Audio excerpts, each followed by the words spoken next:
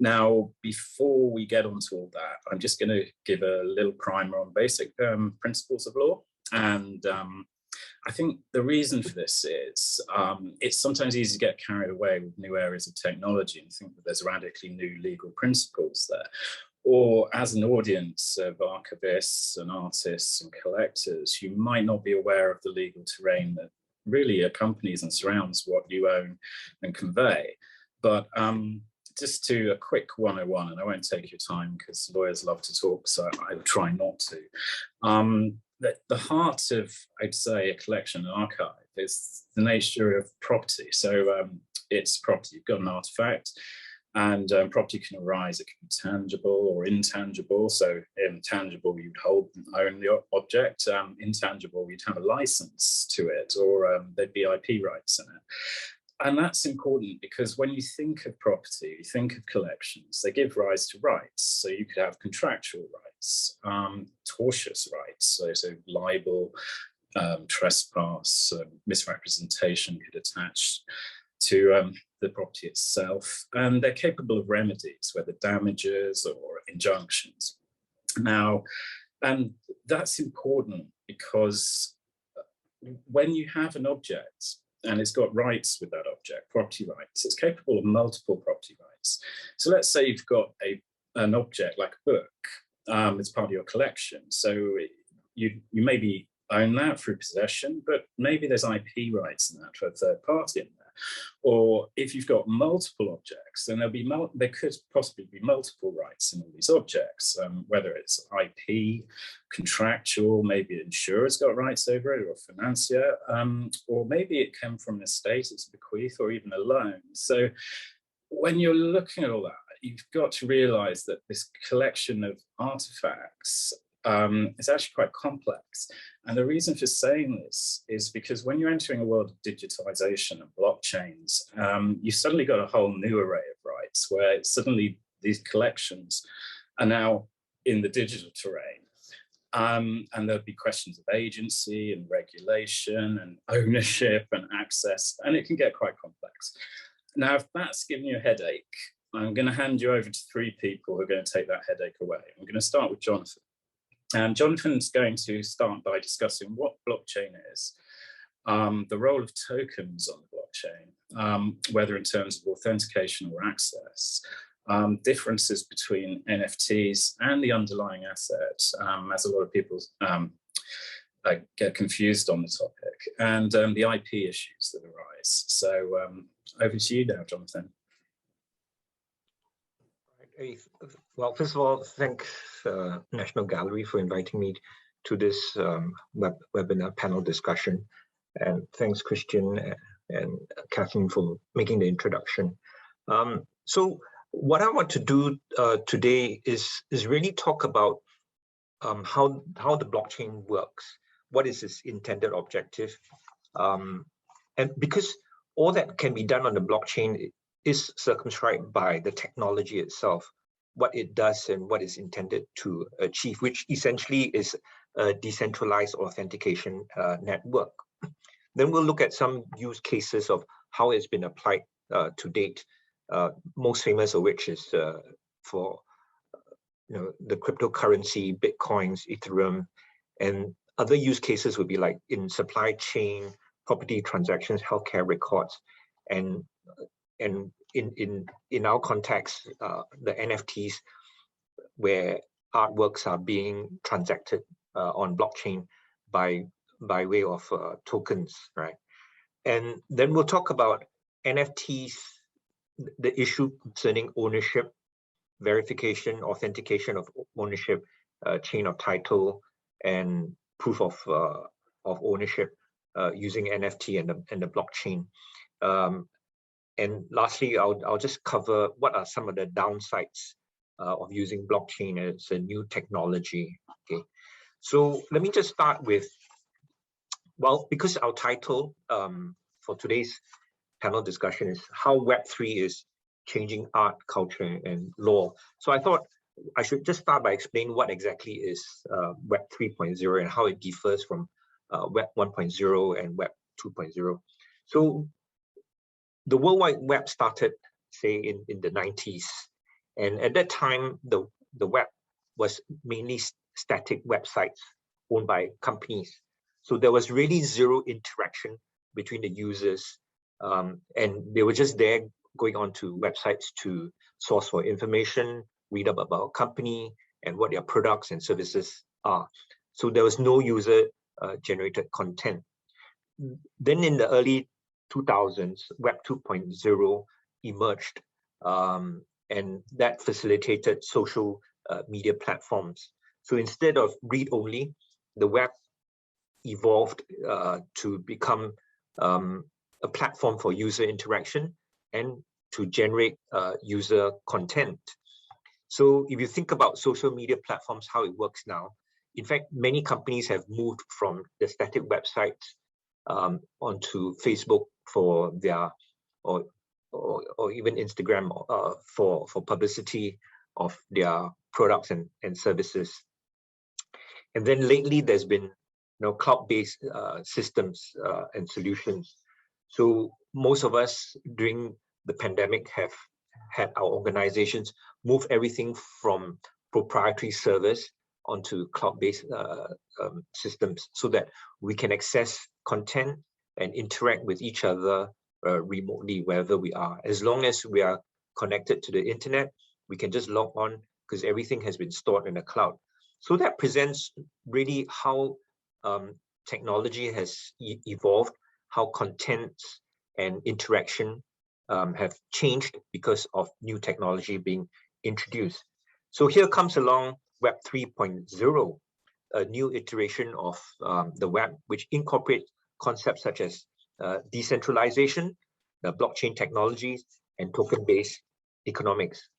But one interesting fact is that the term Web 3.0 was actually coined by co-founder of Ethereum, Gavin Wood, in 2014, where he referred to it as a decentralized online ecosystem based on blockchain. So you can see that there is, in a sense, a vested interest in Web 3.0 by using Ethereum as the platform and as the currency for trading of tokens on the blockchain. Right. So now, why I want to share this is because if we're going to talk about how we're going to transact art, how we're going to store art, how we're going to preserve archives, we have to understand this is how the blockchain works. It's actually a system, a network of computers where the various nodes or computers will verify a transaction that is put up into the blockchain to ensure that it is a valid transaction. And then through the use of algorithms to solve certain equations, they confirm that this is a valid transaction and puts that transaction into the block. And that block is linked to earlier blocks through cryptography. So that's how we get the blockchain. I think this is important to understand because the various use cases that we're going to look into rides on this framework, and to achieve those objectives that can be achieved by using the blockchain, proof of ownership and a chain of title, right? So the blockchain really, at the end of the day, is a distributed database or a public ledger that is maintained by a computer network. And it can provide proof of ownership of the data that is stored in the block. Right? And because the blocks of data are chained together chronologically by cryptography, it's not easy to break or alter the block. So it's actually virtually impossible to alter the sequence of the blocks without colluding with all the other collaborators, all the other computer nodes. Because if there should be some alteration, it will show up because multiple copies of the blocks are stored in the different computers. And so that's how we can validate that this is an authentic part of the blockchain, right? But that's not to say, there has not been issues of hacking or bad actors coming in to steal tokens or artworks or disrupting the blockchain. So that's a topic for another discussion.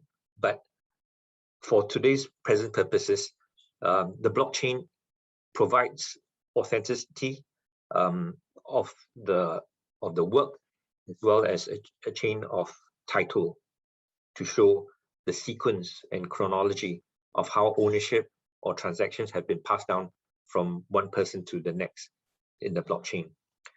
So the two key features of the blockchain is that it is a decentralized peer-to-peer distributed system, and secondly, it is immutable, cannot be changed or tampered with, right? Okay, so that gives you the idea, background of how the blockchain works and what it's intended to do. Now, based on that background and framework, I'll just share briefly with you some of the use cases that we see today. Of course, the most well-known is cryptocurrency that the blockchain is being used for, such as Bitcoin and all the other cryptocurrencies that we know of, where the network maintains a secure and decentralized record of transactions involving the cryptocurrencies. Now, the blockchain can also be used for supply chain records. So what happens is sometimes suppliers use the blockchain to record the origins of their materials that they have purchased, and this can show and verify the authenticity of their products, because there is a record of where they purchased their materials from and how it ended up to where it is today. So anyone can go onto the blockchain to check those records. And the blockchain is now being used also for property transactions. Those of us who have purchased properties will know that before you can complete the purchase, there must be a check on the deed of title of ownership.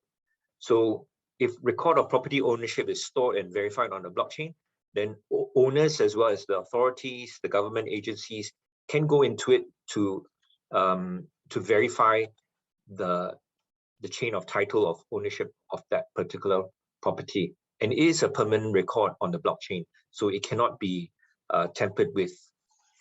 So that's a good way of using a blockchain for property records.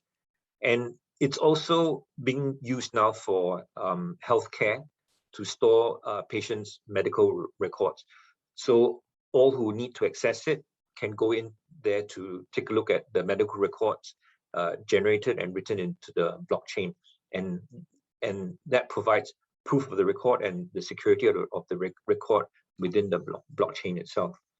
But in my encounter with the healthcare industry, actually right now some of our public hospitals are coming up with a new patient record system, and they require GPs, the clinics, to also subscribe to the system and upload all the patient's records in there, so that when a patient goes from the GP and subsequently to the hospital has a record of all the history of the patient's medical records. But the problem that's being faced now is that not all GPs want to subscribe to that system and upload their records to the public health institutions network.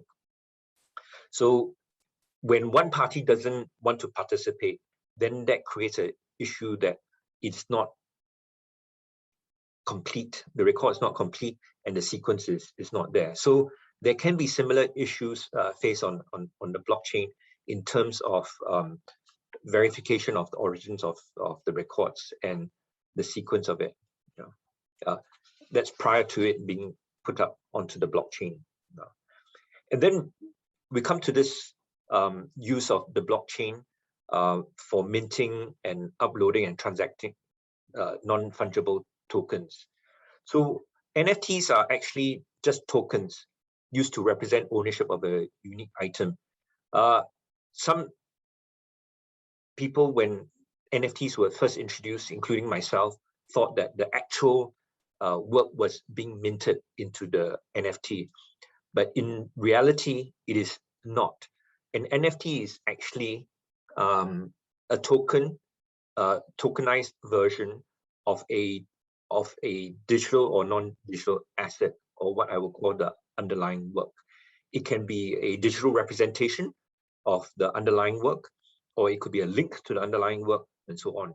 So it's not as though the underlying work resides within the NFT. Now, this is an important distinction, because if you understand this, then you realize that actually the underlying work rests elsewhere, and the copyright can still be owned by the author, the creator, or even the acquirer of the artwork. Whereas when you buy the NFT, you actually just own that particular token, which represents that underlying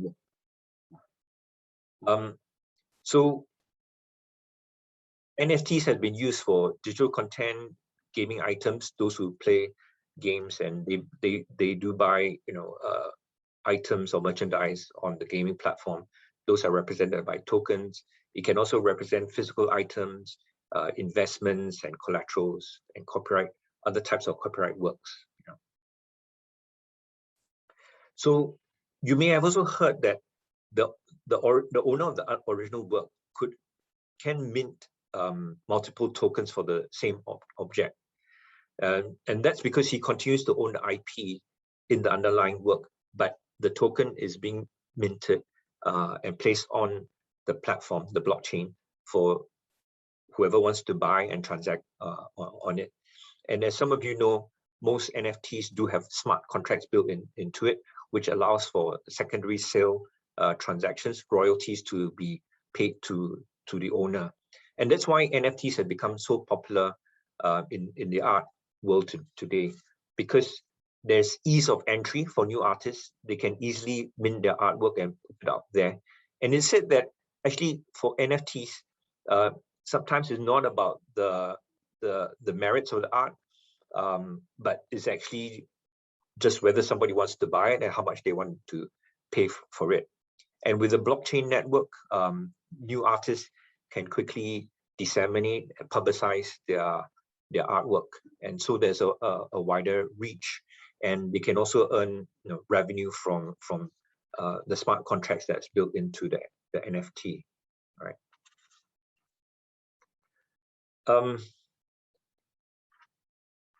So I think this also raises the issue about IP ownership, because the blockchain kind of separates the two, as I mentioned earlier. There's IP ownership of the underlying work that's being minted and put on NFT, and then there's IP ownership of the token itself. Yeah. Now, how has blockchain and NFTs been used for arts and for archival purposes? Now, the blockchain technology can be a way for museums to leverage their inherent capacity for provenance and metadata consolidation. You may have heard of the Archangel project that's being developed by the University of Surrey, which aims to be a trusted archive of digital public records. So what it does is they use the blockchain to verify the integrity and the provenance of digital records. And it does this by recording checksums and other metadata that's derived from either the scanned physical records or digital native records to allow verification of their integrity over decades or century-long time spans. So this enables researchers to compare the checksums, the identifying metadata, that's to say the cryptographic record on the blockchain, to see that there's been no change to the chain of title and that the records have been preserved within the archive. So what the Archangel project ensures is that the records and metadata are not altered, and that there's a complete record of all actions taken to provide an audit trail of the work for curation and preparation for presentation. So just wanted to bring that up as a use case example, how certain institutions or entities using the blockchain for arts and archival purposes. Right.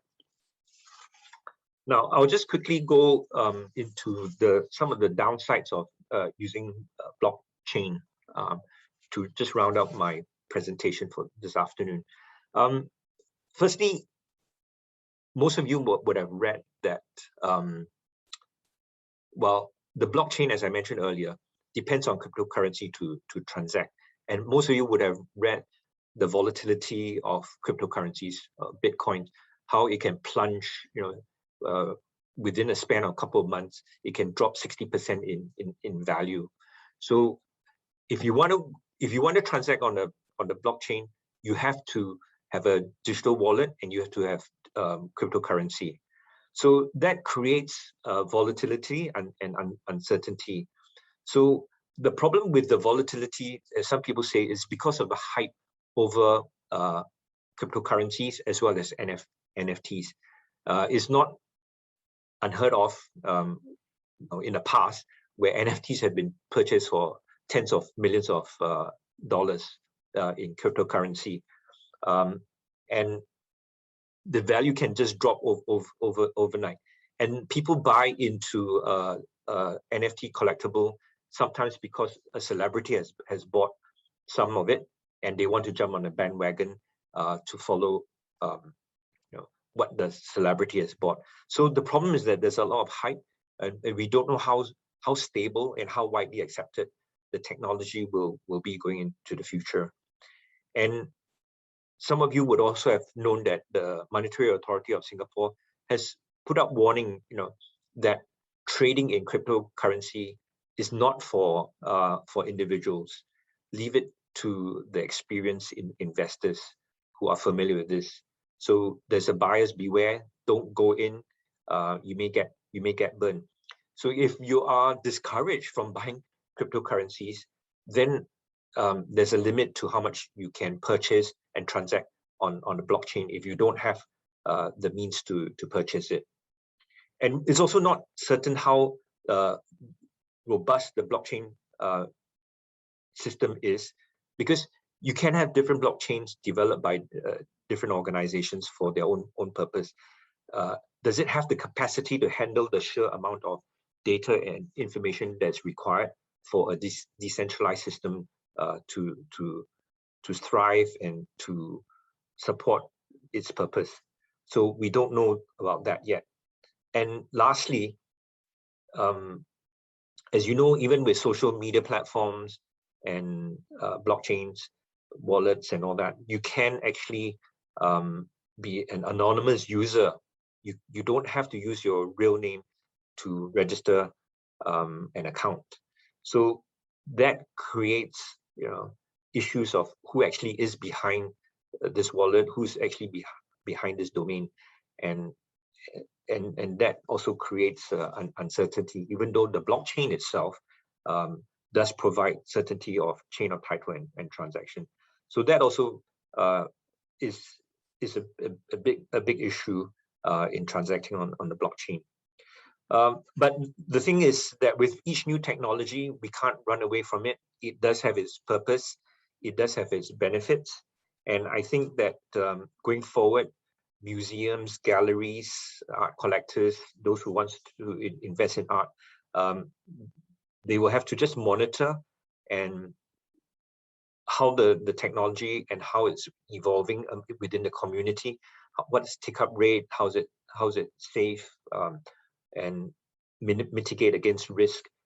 You can't run away from it, but you have to bet carefully and see how it goes, and so that you can harness it for your purpose and benefit from the blockchain and from the introduction of Web 3.0 into the art sector, right? So that's what I wanted just to share and kick off today's panel discussion. I'll hand the time back to Kristian. Thank you. Oh, thanks a lot for that, Jonathan. That was really clear and concise. I think it was a great introduction for the panel today. And I suspect a lot of people may have questions on that Archangel project, which is actually new to me, and that's actually a really interesting use for that. So maybe we'll come back to that later. So thank you. Now we're going to go over to Ryan, who's going to look more at the archive itself, and he's going to be looking at what is an archive with reference to certain examples. And then he's going to look at the sale and transfer of archives and issues that may arise of IP. So if I hand over to Ryan now, if you're around. Okay, great. Thanks to Kathleen and the team and whoever's controlling this. I think it's wonderful to be here, and I think Anissa is controlling this, and I thank the fellow panelists, and I hope that anyone who has come today will gain something from this. So I know many of you, I know of many of you. I think a lot of you know of me or know me. I thank you for being here and to support the gallery in this initiative, which I think is fantastic because we are going into the world of NFTs and this and that, and it's all new, it's all developing. When I started as an art lawyer, it was very, very traditional. I trained, I had work experience in like Nazi restitution cases, in stolen art, in contractual disputes, but nothing like this. And we're really entering into a new world. And we have a wonderful, wonderful panel put together today by Kathleen, who will give you aspects of this new world that we are entering and the way forward. But there is something of the old world that we still have and that we still can discuss, and that is archives, because not the whole old world is not left behind. And so archives are the topic of today, and we're looking at archives, we're looking at digitalization, we're looking at NFTs, looking at blockchain. So it's a combination of the old and the new, and I think it's going to be an exciting journey. Okay, so next slide, please. So I'm going to talk to you about what are archives. Some of you are more of an expert at this than me. I will talk about some examples of archives. I will talk about the sale of archives because I was involved in negotiating a sale of an archive. The sale didn't happen in the end, but I learned a lot. And early in my career with this type of experience, I was exposed to all these things on the ground, and I thought I could share with you a little bit more about the negotiations that took place. So I'm also going to look at the interests of the artist or archivist, the interests of the entrepreneur. These are the people who want to make the deal happen and they earn money from the sale of the archive.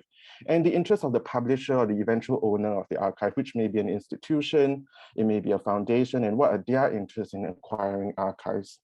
I talk about some issues with copyright because I have also noticed that sometimes the sale of an archive is a little bit uncertain, or the sale doesn't happen because people are afraid about some intellectual property rights, namely copyright, and what are the potential solutions or the workarounds to that. And I end the presentation with suggestions for the future as we look ahead. So next slide, please. What are archives? Okay, next slide. Okay, archives are primary sources. They're primary sources of things.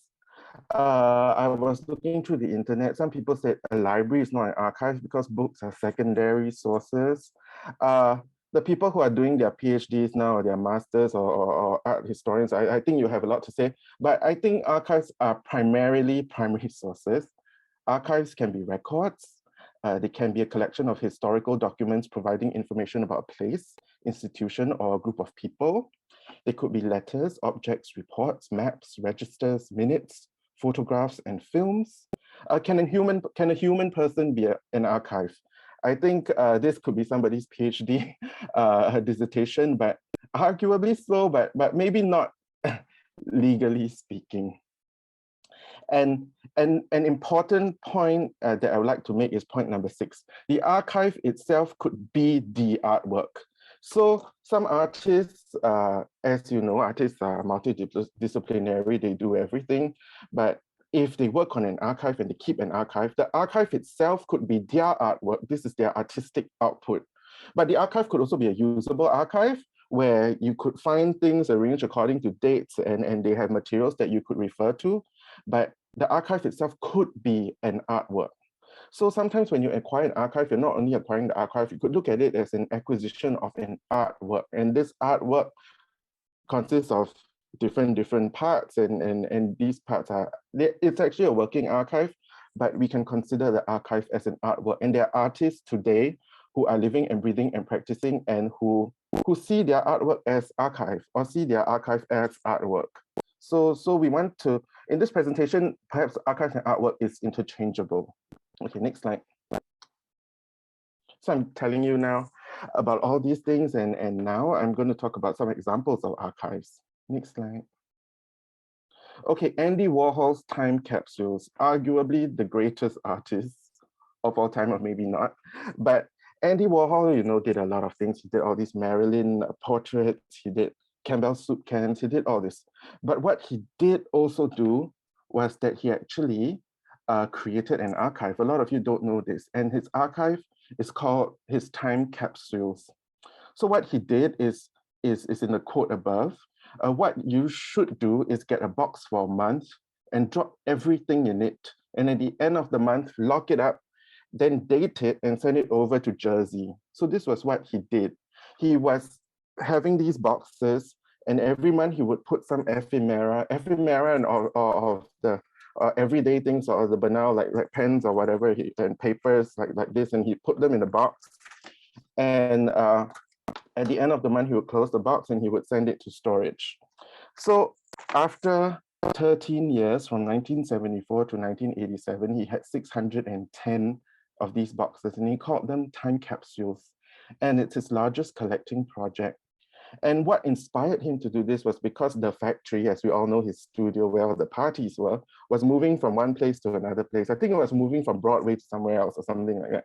So one of the studio assistants said, why don't you do this instead of just like wondering what to do about all this junk? Why not you pack it up systematically, and month by month you accumulate this, and perhaps this could form some kind of an archive. But I do not think archive was at the top of his mind. He actually thought of this as an artwork.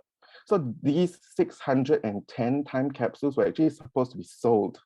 They were not sold in the end as artworks. They are with the Andy Warhol Museum, I think in Pittsburgh.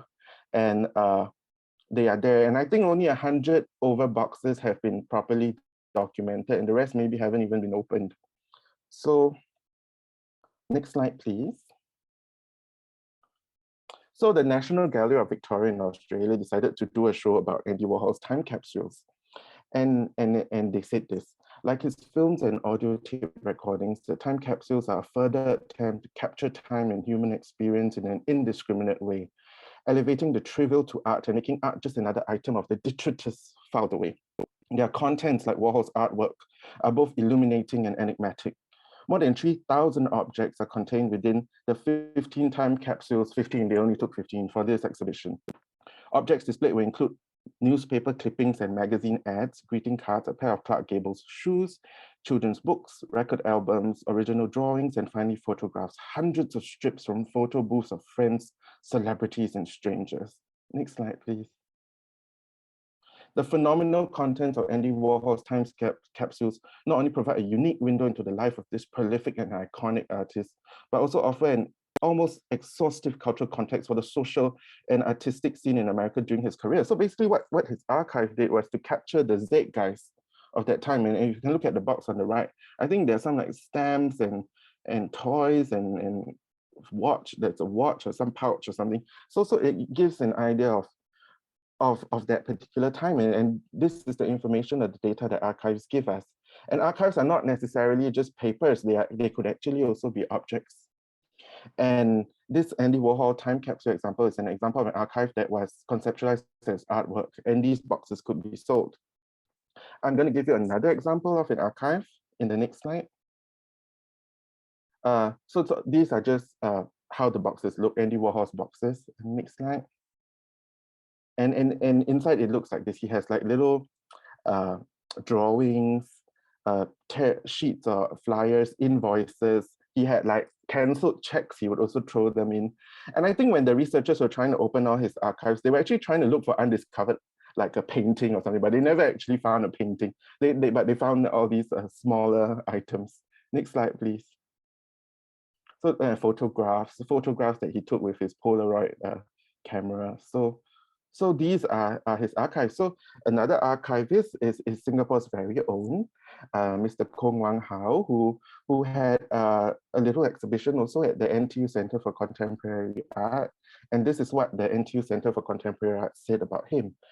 Kong Wang Hao is an artist and independent researcher on Singaporean contemporary art. Between July 2014 and January 2015, Ko was artist in residence at NTU Center of Contemporary Art in Singapore. As part of his residency, he presented to the public his long-term artistic endeavor, Singapore Art Archive Project, SAAP. For more than 30 years, Ko has been documenting the local art scene, gathering an impressive collection of printed matters ranging from exhibition flyers, catalogs, newspapers, as well as photographs and audio recordings produced by the artist himself. So this is our very own Singapore archivist. And if you could look at the next slide. This was when he was young, and the BBC did a story about him in 2017, and they said that he has collected nearly 1 million pieces of cultural value. Next slide. And so I believe he stores it in two flats, and they sort of look like this. And I don't know if he has assistants or what, but this is like do it yourself. And as an artist, he collects all this material and puts it together. Next slide, please. And so in his materials, I think the BBC viewed them and they found some interesting ones. And they found this picture of an art bus, a mobile art exhibition that toured Singapore in 1996.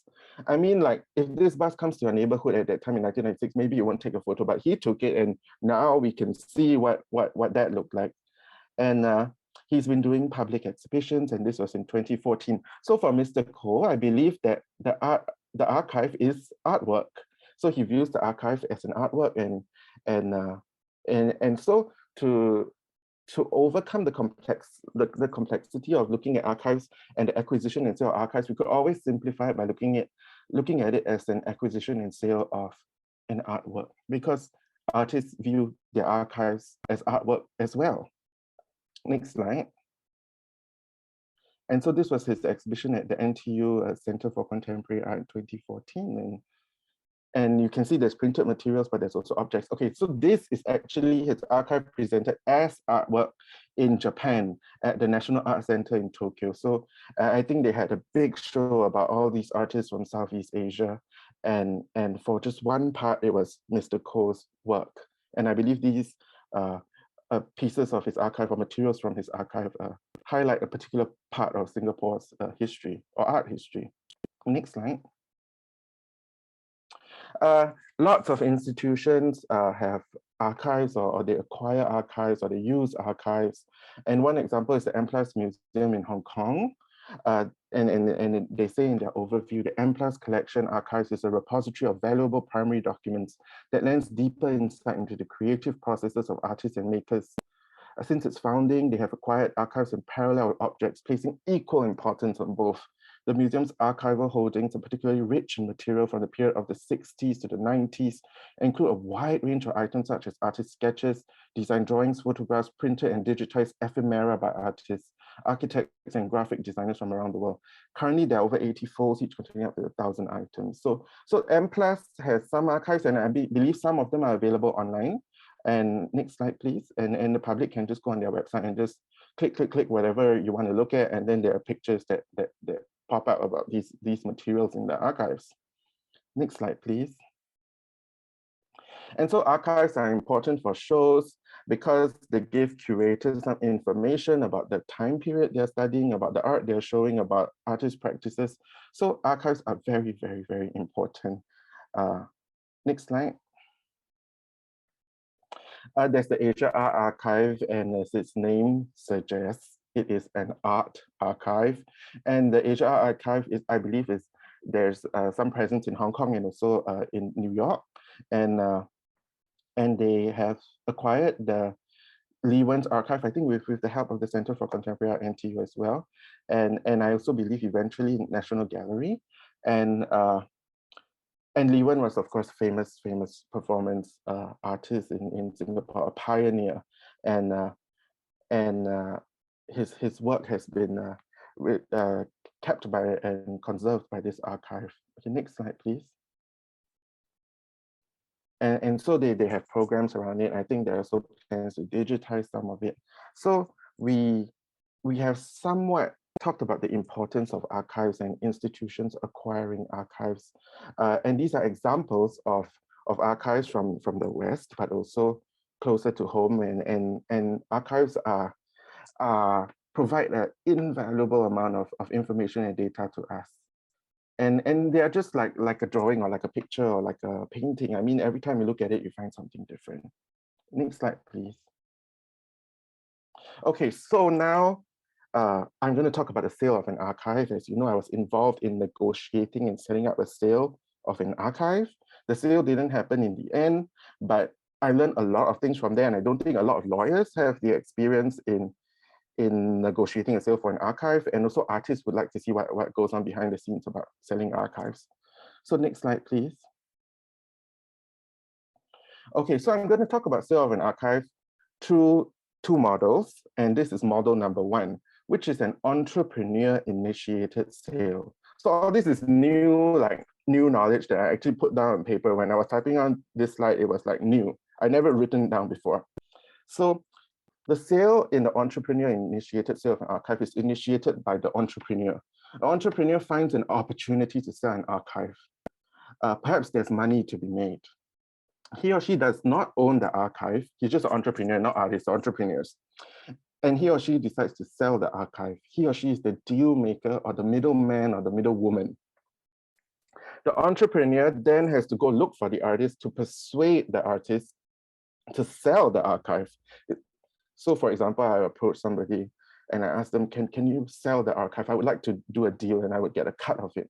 And then the artist says yes, no, maybe. So the artist may be reluctant to sell for various reasons. Maybe they feel that it's sentimental. Maybe they feel it's sentimental means something to them. They just can't just sell it like this. Maybe the artist doesn't want to sell it because they think they can get a better price. Maybe the artist doesn't want to sell it because the work may still be in progress. And is there the possibility of selling an archive if it is still in progress? The answer is actually yes, and I'll talk more about this later. And who is this sold to? So the entrepreneur who's making this deal would like to find a buyer, and the buyer would usually be we call this buyer the publisher or the owner. The publisher or the owner would be the buyer of the archive, and this must make business sense or at least some sense. Okay, so the publisher could be just like a database, like maybe LexisNexis or some kind of Hein online or something, and they could buy this archive and charge people to access it, and then they make money. So this is business sense. For an institution, maybe they don't want to make money, but they want to make this material available to the public or for educational purposes, or for legacy purposes or prestige purposes. Maybe I feel that if I have the Lee Wen archive, my institution is a very prestigious one. So some sense does not necessarily need to make business sense, but at least some sense. So these are the reasons why the publisher owner would like to buy the archive. And there's also the opportunity to digitize the archive and sell access to data and other rights. Especially now, we could use the material in the archive to mint NFTs. We could use the material in the archive to not make NFTs, but to make merchandise or to make tote bags, whatever, and charge money for it. Say you want Yayoi Kusama archive, and if you think you put Yayoi Kusama pumpkins on everything, they'll be very expensive and they'll be sold out. So there are commercial reasons to acquire such archives. And the owner may be a museum or institution, but do they have the funds to acquire the archive? So this is something that the entrepreneur who's trying to broker the deal has to think about. Does the museum or institution actually have the funds to acquire the archive? And if the museum doesn't have the funds, what does the museum or institution do? They raise funds and they find like maybe like-minded philanthropists who believe in acquiring these archives. So this is the cycle. The entrepreneur initiates the sale, finds the artist, persuades the artist to sell the archive, and to sell to who the entrepreneur has to identify and think about what the buyer's interests are and what it's looking out for. Okay, the next slide, please. So this is the artist-initiated sale, where the artist or archivist decides to sell the archive. And so he's the first one. The artist or archivist wants to sell. He must find an entrepreneur or a publisher or institution to buy the archive. The artist has to think about how much the archive is worth. A lot of artists, and I think a lot of you watching are artists or know artists. Oftentimes artists don't know how much their archive is worth, and they wouldn't know how to put a price on it. Is it worth so much that it is worthless? So some people may say, oh, this doesn't have market value because it hasn't been sold before. It may have cultural value, but is it worthless in the eyes of the law, or in the eyes of a business, or in the eyes of an institution? It may look worthless because there's no market value. You can't compare it to another archive that was sold, or a similar archive. So, and there's also questions about the archive. Is it really priceless, or is it valueless? And these are opposite ends of the spectrum. The entrepreneur, of course, takes a cut from the sale and has to market the archive to institutions. So the artist can work with an entrepreneur or middleman to try to sell the archive. And the publisher, owner, institution decides to buy the archive. Must make business sense, or at least some sense. Either you make money of digitizing the materials, or you want to sell merchandise, or you want the prestige of being the custodian of the archive. And the owner may be a museum or institution, but do they have the funds to acquire it? And like I said, the entrepreneur has to sort of massage all these joints to make sure that this sale works out. Okay, next slide, please. Okay, so this is a disaster situation when you sell an archive. And this is a concern for artists. I mean, like, for real artists. Of course, if you're an artist just to make money, of course, this wouldn't be a concern, because you sell the thing, you get the money, you don't care. But for real artists who actually care about their work, then this would be a problem where institutions or people, or maybe not so great institutions, buy your work and then they do whatever they want with it, including burning it, which happened, I think, just last week, where this collector, I think in Mexico, bought a Frida Kahlo drawing and decided to burn it to get some attention for some NFTs that he was selling, and also made this image, I think some copies of this image, onto NFTs and then sell them for a cheaper price, some kind of fractional ownership thing, but in a digital world. But this is what artists don't want to happen when their archive gets out of their hands and then they have no say, and then the thing gets destroyed or burnt. After all, an artwork is a piece of property, and there are very few legal protections for artworks, especially in Singapore, because they're just property, and when you acquire property, you can destroy that property because it's yours. So this is a disaster situation where an archive potentially could be acquired and destroyed. Next slide, please. So the interest of the parties, we can look at it between these three parties. The artist has financial interest, has sentimental interest, has legacy interest. Maybe he would feel that if an institution acquires this archive, his work would be shown to the public for eternity, because he may, there may also be safety concerns for the artist. Like if he's putting all these papers in a little room, the thing may just burn down. And there are conservation concerns, because in Southeast Asia, I think a lot of our audience is from the region. It's very, very humid, and a lot of these papers and flyers or whatever, newspapers, they degenerate, they spoil. So perhaps an institution may be a better custodian or better owner for these objects. Entrepreneur has financial interests, issues persuading the artist to sell, is it a worthwhile venture, and ethical issues. And the publisher owner has legacy issues, monetization or archive. They can sell access, they can sell IP rights, they can use the materials for commercial purposes, and they may also be ethical issues about destroying the work.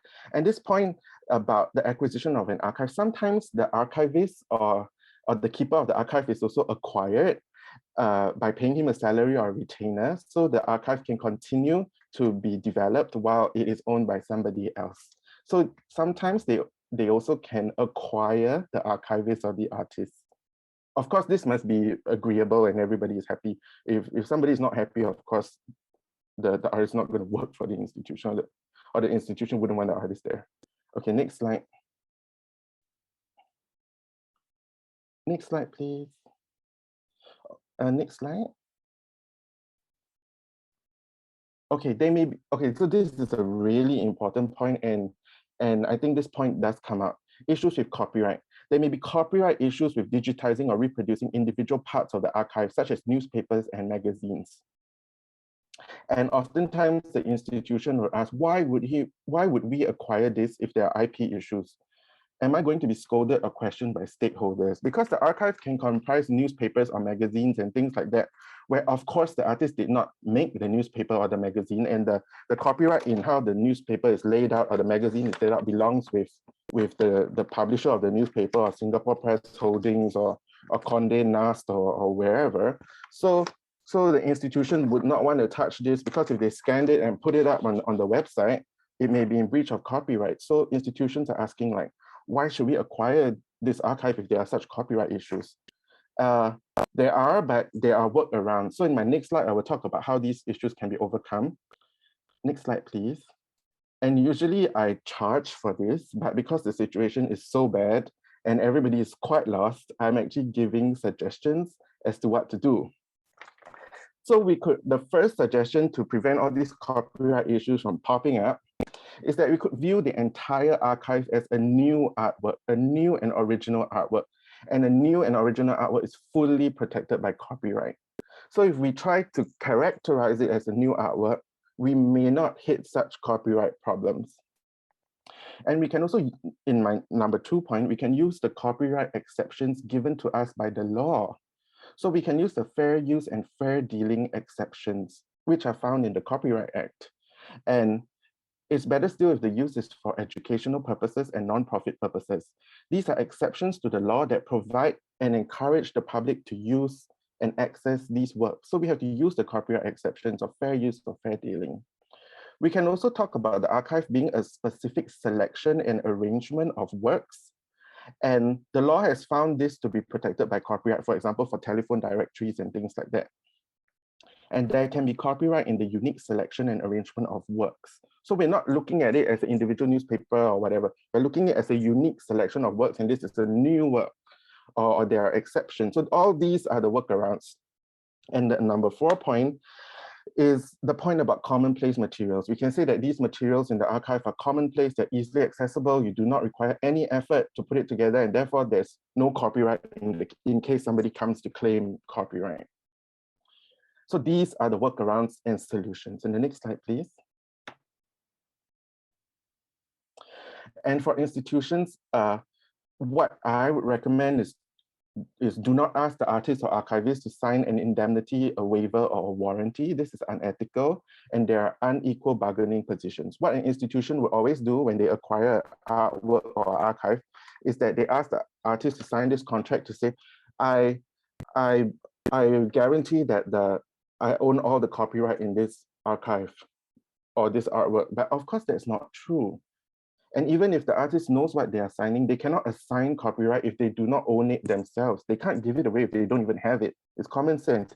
If you don't have this pen, you can't possibly give this pen away. I can sign a contract that says I'm giving it away, but I certainly don't even have it. So you are merely deceiving yourself that they can assign it to you. Please see the previous slide for useful suggestions on how to proceed. And a lot of times, like legal in these institutions or the legal department, just make artists sign something to say that I guarantee that I have all the rights in this archive, but really they don't. And I think it's better to play the long game rather than play the short game to make all the artists sign this type of contract, and then they really get sued by Condé Nast or whoever else. And then they say, oh, go look for the artist because the artist said it's his, but really it will just turn into a public nightmare. It'll be a PR nightmare and everybody will get angry and everybody gets sued. So I think it's easier if this is resolved at the start and the contracts and all are looked at in a particular way and in a way that all the parties' interests are protected instead of it only protecting the stronger institution. Because in these cases, they are usually very, very unequal bargaining positions. Next slide, please. So I have some suggestions for the future to wrap up. Next slide. I hope in the future there's better guidelines and guidance for artists, entrepreneurs, and institutions, and that there are proper ethical practices and perhaps working groups and committees can be set up. And there should be a better education and understanding of interactions between art and the law. Digitization, NFTs, and the blockchain open up new issues like how materials from the archive can be minted that need to be addressed. Singapore artists and archivists and institutions can be thought leaders in this new frontier. A lot of people are coming in, but certainly Singapore can do something because there are artists here, there are people digitizing works here, we know about archives, we should be a front runner. So the sale of an archive for artwork is not merely a transaction, it is an ongoing relationship which involves the archivist or artist and the potential continuation of the archive. Even if the archive has ended or has terminated, the archivist or artist can provide clarifications and organizational assistance. So I think I gave you like sort of a deep dive into the archive and some of the concerns and how the sale of an archive or an artwork looks like. So maybe I think Angelina will talk more about the digital realm and how all this fits into place. Okay, back to you, Kristian. Thanks, Ryan. That was excellent. Great slides. It's like its own little archive with all the images and text on those slides. And talking about copyright, I'm sure you assert copyright over the advice you give for free, paid usually. So next we're going to talk about smart contracts, which is a fun one because it's often said that smart contracts are neither smart nor contracts. And I'm glad we've got Angelina here to talk about them because I actually first found out about the Digital Law Association from the UK Law Commission paper on smart contracts, which is a 200-page tome, of which the Digital Law Association were quoted quite a bit. And the other interesting thing about that paper is outside of UK case law, it mainly relied on Singapore case law, which shows how interesting tech and how important it is in this part of the world. Anyway, so Angelina is going to talk about smart contracts, hybrid contracts, and their relevance for artists. And she's also been given a tough job of talking about a paper she co-authored in relation to First Nation culture in the metaverse. So hopefully we can get to that too. And over to you. Thanks very much, Kristian. And thanks to the Singapore Art Gallery for organizing this panel. It's a great idea and fascinating speakers. I've been, scribbling notes as I've been going. I'm currently in Perth, Western Australia, and as such, I want to acknowledge the Noongar people of the Whadjuk Nation as the traditional custodians of the land from which I am joining this panel. And I wish to pay my respects to their culture and to their elders, past, present, and emerging. In my section of the panel, I'm going to discuss smart contracts in the context of a concept of a cultural embassy that by its very nature has the potential, its nature being its decentralized democratic membership, that by that nature gives us an opportunity to preserve and protect First Nation interests in their collective and individual art, history, culture, to digitize, to archive, to preserve. And this concept is discussed in quite a bit of detail in the discussion paper that Kristian mentioned, co-authored by me and another director of the Digital Law Association. We're a charity that has been set up because we believe that we need to work together as tech digital lawyers to advance a fairer and more inclusive democratic voice at the intersection of technology, law, and policy. So looking at that, we looked at the metaverse, this virtual world that we are now coming into, where there is currently a land grab on, but we're still at the infancy of the metaverse, that we can build foundations to create a more equitable metaverse, respecting the rights of everyone to participate in it, to promote who they are, their culture, what they represent, their art, their spirit. And it was with that in mind that we co-authored this discussion paper, which is available on our website. If you just Google Digital Law Association discussion paper of First Nation culture in the metaverse. And we worked with two amazing First Nations women Bibi Barber of the Rumbal, Gadigal, and Yuan nations, and Dr. Vanessa Liamat of the Yumbugati and Miriam nations. They so generously shared with us their cultural rights and protocols. So the cultural and spiritual premise for a cultural embassy in the metaverse, a centralized place in what we hope would be in each of the platforms of the metaverse, in each of the metaverse worlds, that could act as a voice for the members that could come together. So to unify the different voices of First Nations people in Australia. Just as a caveat, while the Digital Laws Association was involved in the discussion paper, we are not operationalizing the cultural embassy. Bibi and Vanessa, they are operationalizing it, and I really encourage you to follow them. It's fascinating work. Now, the history of First Nation peoples in Australia, what we're protecting, the archival history, the collection of this knowledge. Just to give you an example, First Nations rock art in Western Australia's Dampier Archipelago. So Western Australia is half the size of the Australian continent.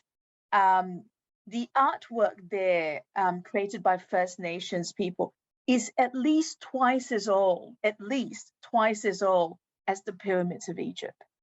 We're talking about a continuous history, continuous knowledge of the oldest living culture, spanning 65,000 years. And it's a history and a culture that's been passed on. They are custodians.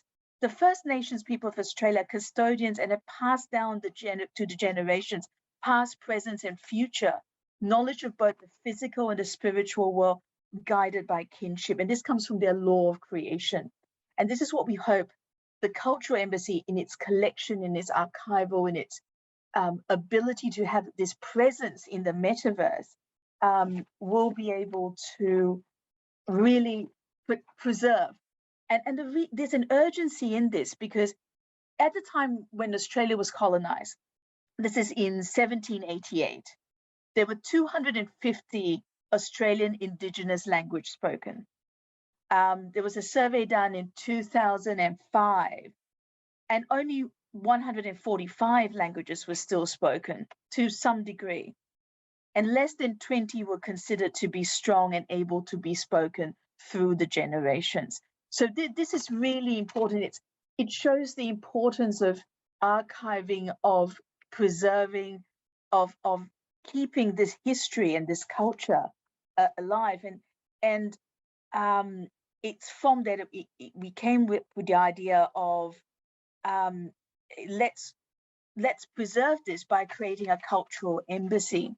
So what does that mean, and what does a cultural embassy do?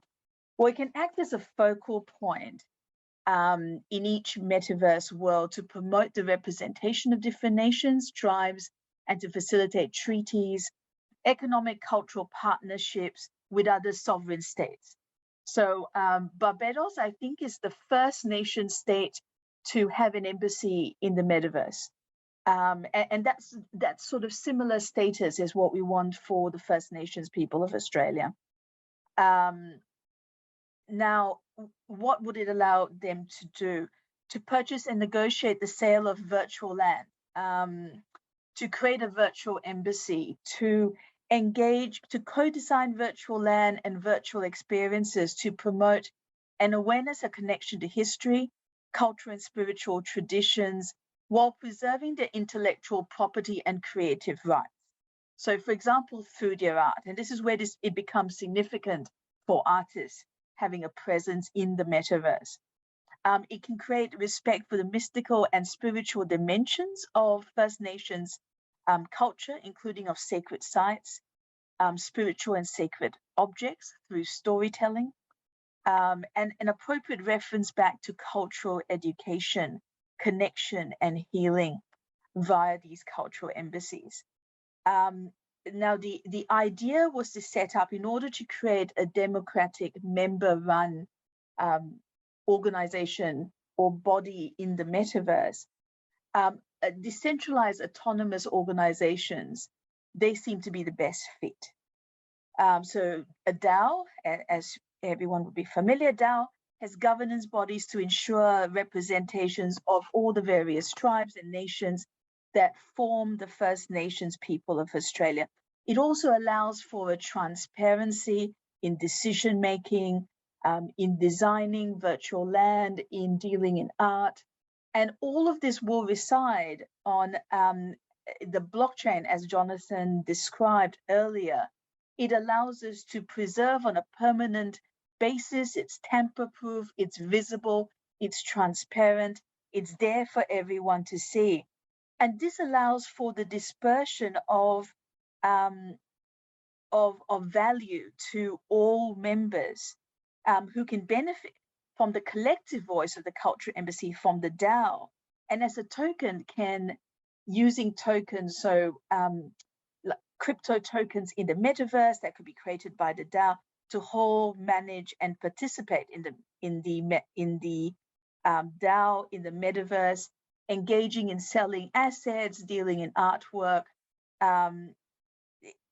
that has that potential of creating a fairness, a collective presence in engaging in sale of artwork or in the lending of artwork, in the sharing of cultural experiences, in the sharing of artwork.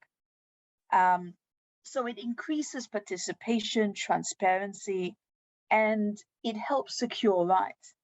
And this example is important because even if you're not part of the Cultural Embassy, if you're an artist, the potential to engage in a decentralized network, a blockchain, the metaverse, the different platforms that sit on these blockchains, for example, Ethereum with Decentraland or Sandbox, for example, allow you to have much more control. It removes the middle person.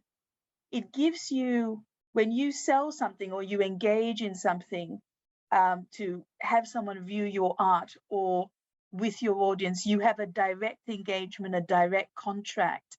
You can control the terms of that. You can immediately see the benefit of it. You can create a situation where you have royalties every time there's an on sale. It's a much more powerful thing to control your own rights as an artist. And this new technology gives you that right. Yes, there are issues. And yes, we need to be aware of them, but we can educate ourselves. And it gives artists control like we've never had before. I say we, I'm not an artist, I mean you guys will have more control. Now, how does all this function?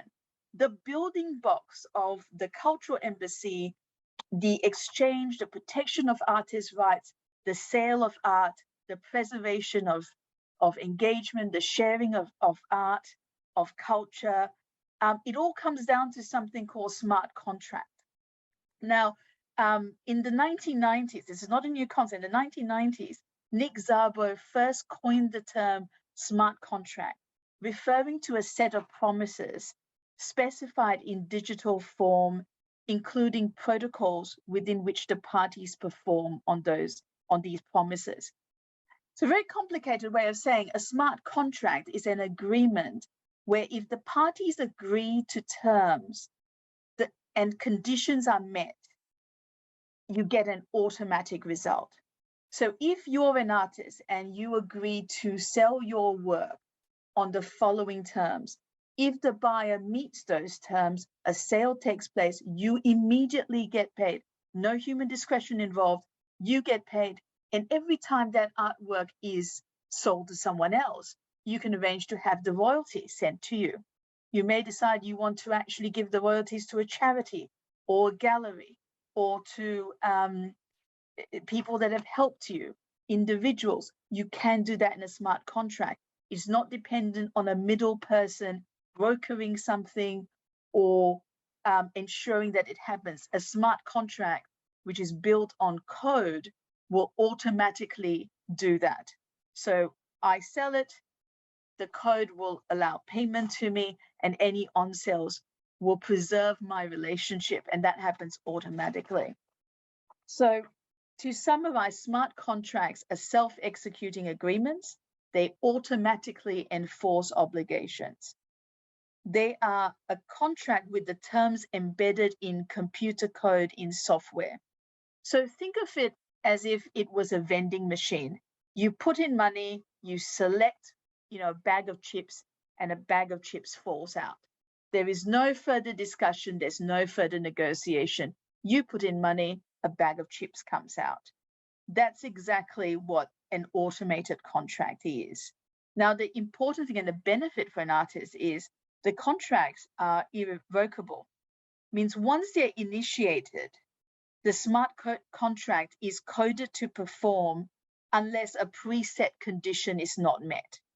Human discretion and control are excluded, and this really ensures fairness and justice when it's coupled with the decentralized and transparent nature of a DAO, so a decentralized autonomous organization. Now, Kristian has said that I will talk about hybrid contracts. Now, as I'm sure everyone would have guessed, a hybrid contract is a mix of the regular pen and paper contracts that we're all familiar with a coded smart contract. Now, the combination of the two, what we're finding is an increasing trend, because people do like to still sign on a paper, and there are terms that you need. You can put that in writing, but parts of the contract will be automated, which means that the contract will go, X does Y, and then when this happens, payment will be made on an automatic basis. And so it's self-executing, and generally it's around performance obligations.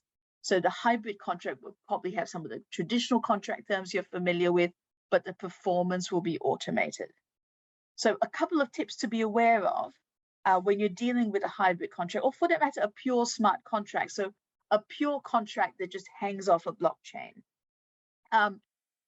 If you are a DAO, so if you are setting up this archival machine like a cultural embassy, it's a useful idea to do a test run of the code before the smart contract goes live to ensure that the code matches the intention.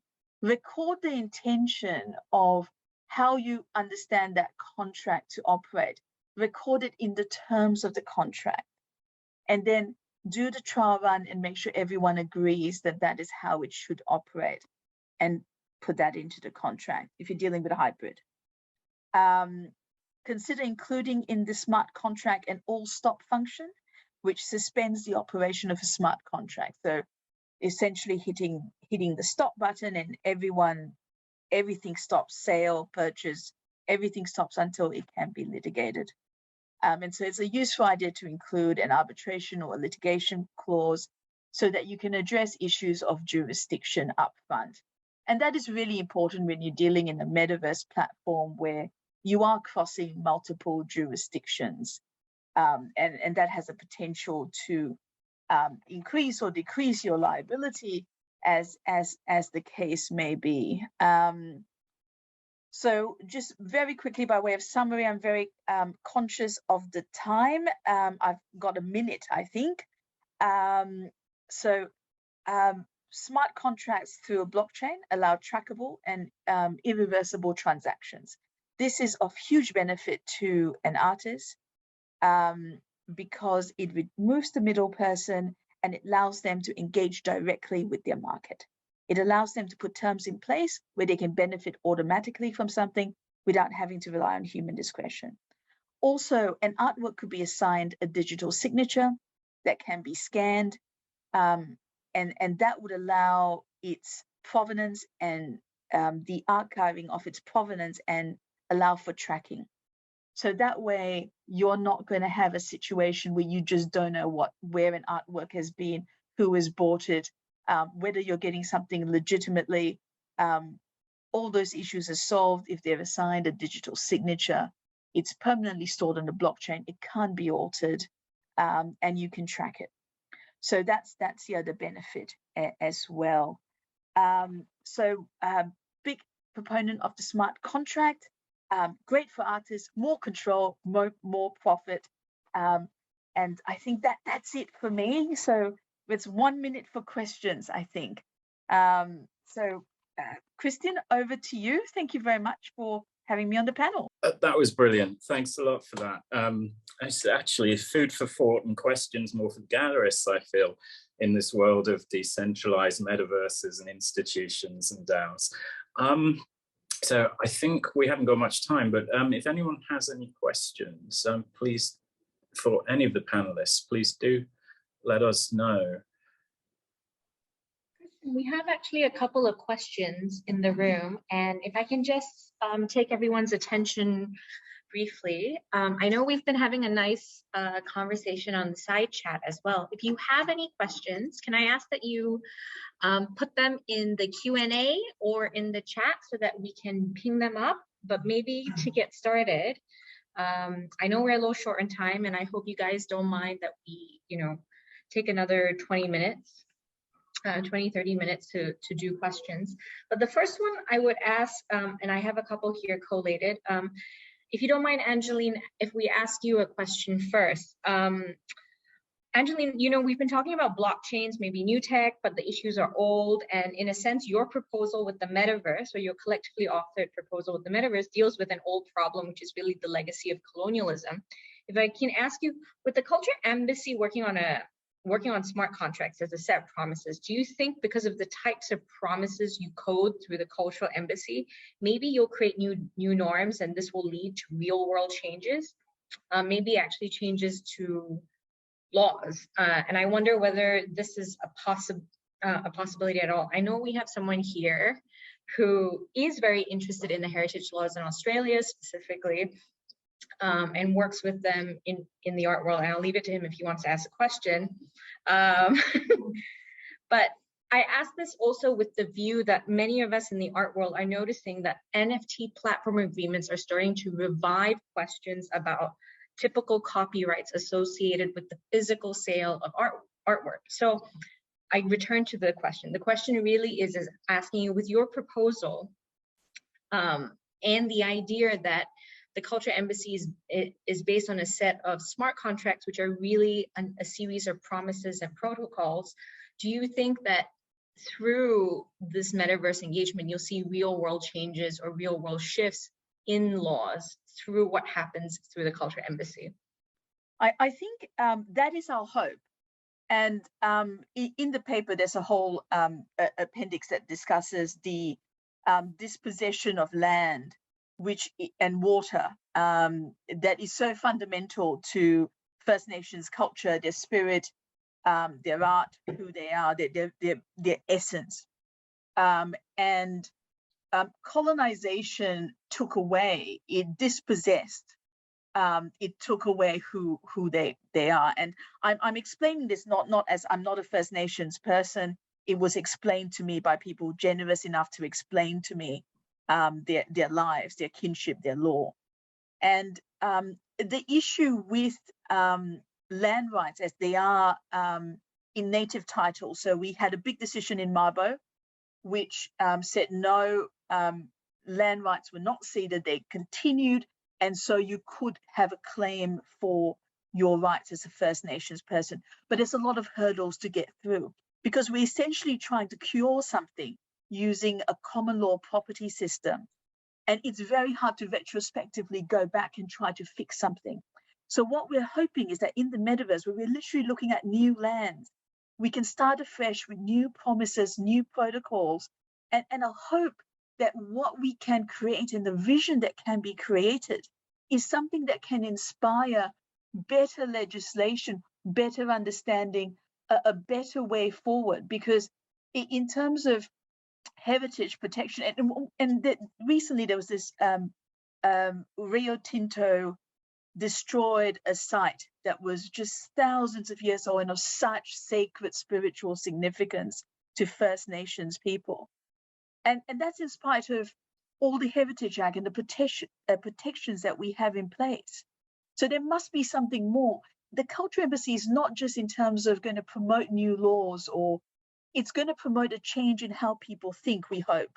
A shift in understanding that it is important to recognize from where we came and the people that hold a 65,000-year history, a continuous history that must be respected. So it's a way to not just redress colonization, but to change the very nature of how we don't want to react to it.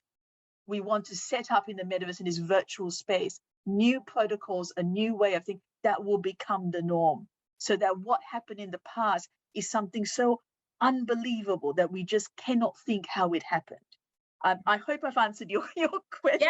Yes. And I think you've actually stressed something important that I know is probably something that you got, the panel as legal professionals is more, feels more real than perhaps to us lay people, I would say, is that actually laws are not something that create necessarily activity, but laws also work around norms. So if norms change, laws change with them. Which, you know, so far our discussions on the chat and in relation to the presentations have, how do we navigate these things, but also the need for changes and how do you see those changes? So thank you very much, actually, because that's a very inspirational answer for how to act, how we can aspire to some of these changes. Obviously, like we would discuss how to actually pull that apart, and I leave that to other people with more knowledge in this community to ask about. Kristian, would it be okay to ask one more question before we hand over, which is aligned to Magda's question that's in the chat? Yeah, if it's fine with the panelists. Yeah. Yeah, this is a collective panel question for the panel, and this is one, if you don't mind, is being seated actually coming out of this workshop. This morning we had a workshop with Arweave and Rdrive, and we're looking at what it meant to store data on the blockchain, on their service, and how to make it essentially make archives public, right? And what they're trying to do is sort of encourage that, you know, we're looking at long-term data storage, and you have the option to make it public and private, but if it's public. Now, this is the thing that's come out of the side conversation in the chat, and I'll just use a very personal example. I mean, I'm an art historian. I have a large, not large, but I have an art archive that is very important to my practice that I want to create greater access to from years and years of traveling to other archives and pulling material out, compiled it. Now, if I want to put it on Arweave's blockchain per se and make it public, I mean, we know that every individual object in there has its own copyright, but if it's for nonprofit and it's for fair use, what are the liabilities? What are the issues with that? You know, because so far we've been talking about sale, but I think a lot of us in this room just want to take the things that we've collected that are not in, let's say, national collections and make it publicly accessible, but are all infinitely afraid of being sued by someone. Yeah. I'm not asking for legal advice. I'm just using an example, you know, to contextualize. You are not providing me with legal advice, but I'm just saying, like, how would one begin to think about, you know, before they just press click and load onto Arweave, what they would have to think about? Or, you know, does the sale, you know, Ryan, you spoke a lot about the sale, and we had this side question about, you know, can the archive be an artwork, and where is this moment between the individual rights of the object and then putting it together? But does the question of fair use change all of that, or really actually it doesn't? This is the fundamental question. I don't know. Maybe the other panelists, or maybe Jonathan has a view. Then I can tell you my proposals. Okay, I thought I'll just chip in here. As you know, I've done work for media companies, and when we do a production, like you put a film together, whether it's a digital film or not, you do need what we call releases or contracts from those who contribute copyright works into the final production. You need them to assign and transfer the copyright into to the producer, so that the final product, which is the film, the producer owns the entire copyright in the work. Now, the concept is kind of similar in this case, because if there are copyright works that are being contributed, then you need each owner to transfer their copyright to you, so that the final product, you own a copyright to it. Now, but having said that, now, if you remember the photograph which Ryan showed about Andy Warhol's time capsule, is a box of contents, things which he has, which he just throws in there. But the thing is that he's not selling the items in there. You may take a photograph of that, and that photograph of that box of contents in itself has copyright, right? So let's take another example. If you go into the supermarket, I take a photograph of the aisle of the supermarket, which has various different brands of biscuits or toiletries and all that. I'm not infringing the brand owner's trademark or intellectual property rights because I'm not dealing in their copyright or IP. I'm not reproducing their toiletry. I'm not reproducing their biscuits. I'm not doing it. I'm just taking a photograph that happens to have their IP captured in that photograph. And I own the IP, the copyright in that photograph. And then I can go and mint that. So there's a distinction between taking somebody else's work and dealing with it, or taking a photograph of a collection of work. I'd rather say collection of work, because whether you can take a photograph of an individual object without infringing that person's rights is open to question. And by extension to that, I mean, if we're talking about museums, I'll say museums and galleries do have issues, because unless they've acquired the copyright in the artwork, then they can do what they want with the artwork because they have become the owner of the artwork. But if it's not, and they have licensed it from the estate or the trustees of the artist, or it's on loan to them from the artist or his estate, then there's limits as to what the museum or the gallery can do. Although the Copyright Act has been amended last year, 2021, to allow for certain, I'll call fair use of public collections, but it must be a private collection that has been acquired by the National Heritage Board, Singapore Art Museum, or National Gallery. Then those exceptions apply.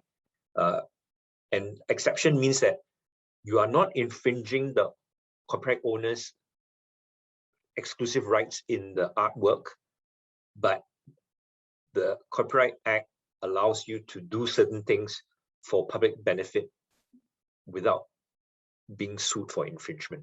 Okay, so that's what I wanted to share in relation to collection of art, collection of copyright or IP works. Thanks so much, Jonathan. Is it okay if I just ask you one clarifying point on what you said? So the amendment to the Copyright Act is basically for a Singapore context. And I don't know how familiar everyone in the audience is, but we've thrown out the word jurisdiction. So basically this applies to something that happens in Singapore, right? Would it, so it's harder to apply. So like if I'm an American institution, I can't suddenly claim this because Singapore changed their copyright law. So in a sense, when we talk about copyright, things get, correct me if I'm wrong, but things get complicated because we start thinking different countries actually may have different standards and different rules when it comes to fair use. Is that a fair statement? All right. Although, yes, the Copyright Act is what we call jurisdictional. So in the sense that the Copyright Act of Singapore only applies within the jurisdiction of Singapore, but there's reciprocity by international treaties, one of which is the Paris Convention, which requires all signatories to the Paris Convention, which almost virtually every developed country in the world has signed it, to respect the IP rights of fellow signatory countries. So if an artist in the US has his work infringed in Singapore, he can, by virtue of the Paris Convention, take action against the infringer here in Singapore. And the Copyright Act of Singapore recognizes that. But whether he can avail himself to the full extent of our Copyright Act, I have some doubts if his copyright work does not actually reside here in Singapore, because some of the provisions of our Copyright Act only applies to copyright works within Singapore and within the context. So for instance, when I mentioned about the use of public collections, that is specifically carved out for our local institutions to use the acquired works under their public collections for exhibition, for reproduction, for publicizing the exhibition, and so on. Thank you so much, Jonathan. Kristian, I just want to call to your attention, there's an extended question coming out of this related for institutions. I don't know if you want to surface it to the panel, even though I asked the question initially for the panel, but I leave it to you as moderator. But I just want to point out. Please feel free to raise the additional question. Okay, Jonathan, thanks so much for that. I just wanted, because the question that I originally asked, which was, I was trying to provide a case study to just everyone orientate their minds around about this question of how do we bring material public when, let's say, you know, it's made up of many different copyrights within it by other people, but we're only using it for fair use, which Jonathan, in pointing out this question about the exception for public institutions in a Singapore case, we actually have two questions coming out of Magda or Uta from the panel, from the web chat, which is similarly related and goes a little bit in depth to this. So if you don't mind, I'm going to read you the question, and I hope that this can inspire a kind of response from the panel. So the first part of the question was, how do we address shifts in copyrights for digital archives for public fair use? Is there any copyleft option to adjust the legal framework? Because many IP holders are dead and the family and estates at times are not interested. At times they think that there should be a lot of money involved, or as Ryan said, as Ryan said, major corporations, newspapers are involved, and so there are a whole host of many different things here. So is there any sort of legal framework, copyleft framework that we can think about when you're a public institution and you're working with these complexities, when parts of maybe a collection that is donated to you include stuff that's under, that's technically behind paywalls, but it's very important to include because it's part of someone's artistic practice. But you're a public institution and you're just really using it for educational purposes.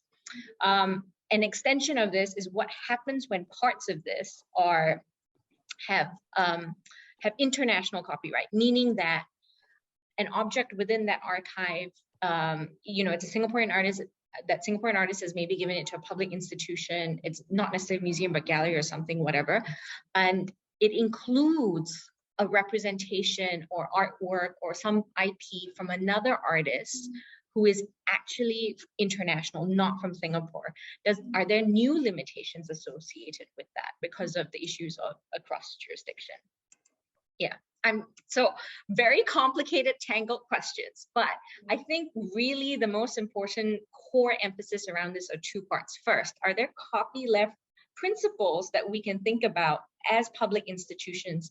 And so this is different than thinking about it as an individual, that would allow us in our educational function to navigate some of the more complex parts of like these archives and collections, which are really assemblages, but important because, sometimes seeing what an artist read as a magazine can help you understand the practice, right? And these are educational and cultural use.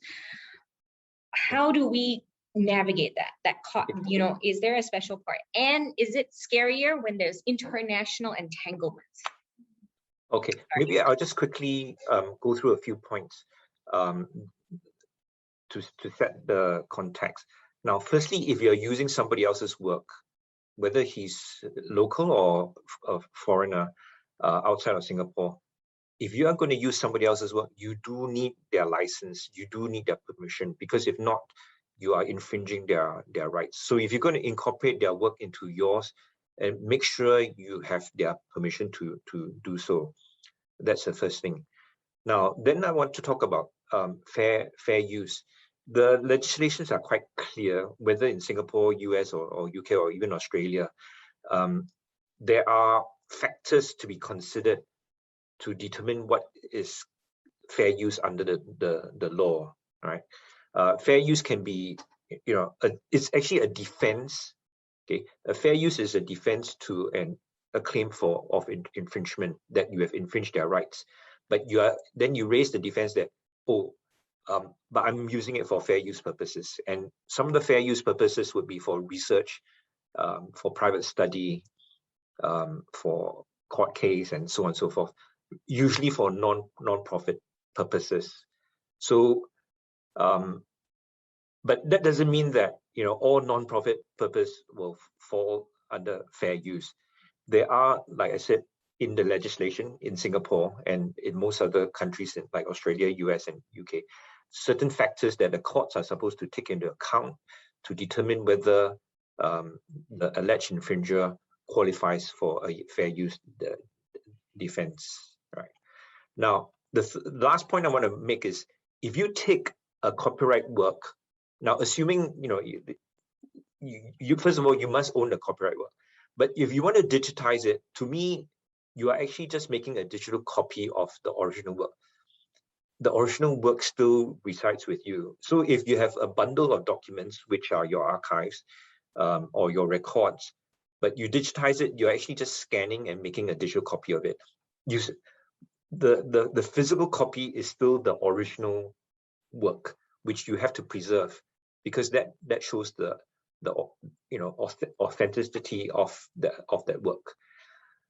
Once you put it on, you scan it and you put it on as an NFT, from that point onwards, yes, there can be a chain of title, there can be a chain and so on to trace where it originated from.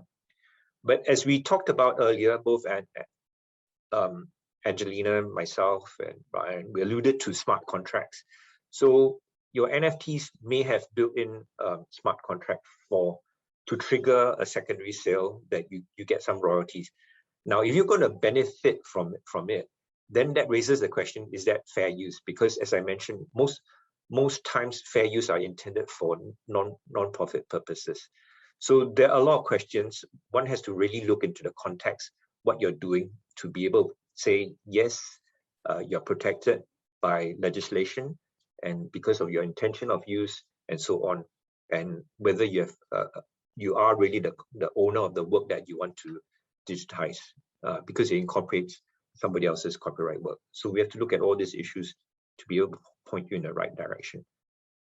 Yeah, maybe Ryan or Angelina would like to chip in their views on this point raised.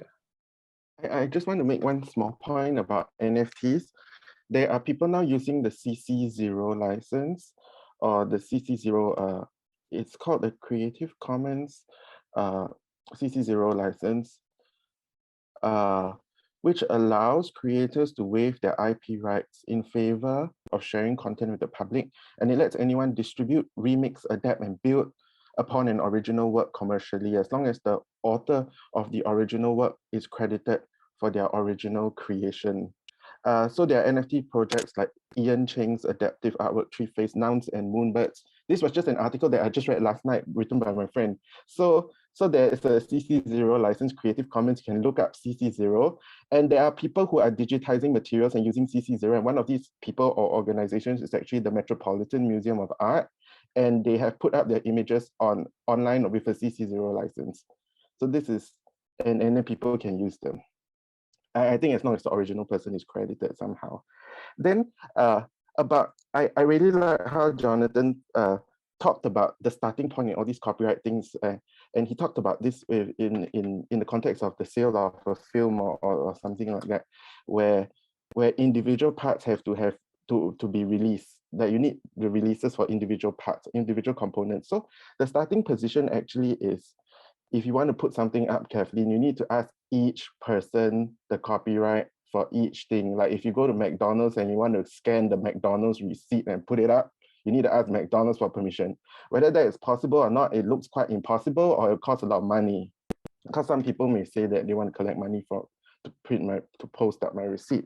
So the proposals that I suggested were to view all these parts as a new work or as a selection and arrangement. These individual copyrights still sticks, but with every image that you put up, you can say, do not view this as a single image or material alone. It's part of a larger work. And perhaps through this type of messaging and this type of approach, people who potentially want to make claims, they can see that you are not a reproducer of McDonald's receipts. That's not your job, and that's not what you do. But you are presenting this arrangement of objects as an artwork, and this is a unique and individual artwork. And perhaps it does take more than this.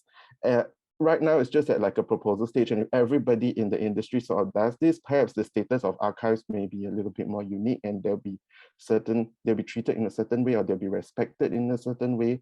But right now, as it is in the current state of the law, it's like you need an individual release for each thing, but you can always try to put it up and say, hey, I put a McDonald's receipt, I put a pen, I put whatever. This is an individual unique arrangement. This is a new work. And that's as far as this argument goes at this point, considering the state of the law. And I also am responding to how Jonathan talked about, if you go in a supermarket and you take a picture of all the different items, there are some other exceptions where if you go in a public place and you take a picture with like the Marina Bay Sands behind you, it's like Moshe Safdie or what, it's not going to sue you for copying his artistic. There are other exceptions for inclusion of this kind of landmarks or buildings and different things. And there are exceptions carved out. And I believe it's different from each country. So there's no point discussing this. This is very general for our audience. So these are some of the fine points about putting up the archive. There are limitations, and it's a risk that perhaps you take, but if more people are doing it, maybe that risk is minimized. I don't know. Yeah, back to Kristian. Right. I'm conscious of the time, and I'm conscious that all the panelists have been really kind today and giving us and volunteering their time to go through these discussions. I'd just say, just to wrap it up, that it's interesting that although it's about Web 3.0 and technology, it's actually all about Law 1.0. It's about ownership, copyright, licenses, contracts. So although the tech is new, the issues are the ones we've been grappling with for ages, and maybe a little bit more complicated in this new terrain. Anyway, that aside, I'd just like to thank all the panelists for giving us an excellent conversation, which covered the whole array of art, copyright, smart contracts, and blockchain. And thank you very much, everyone.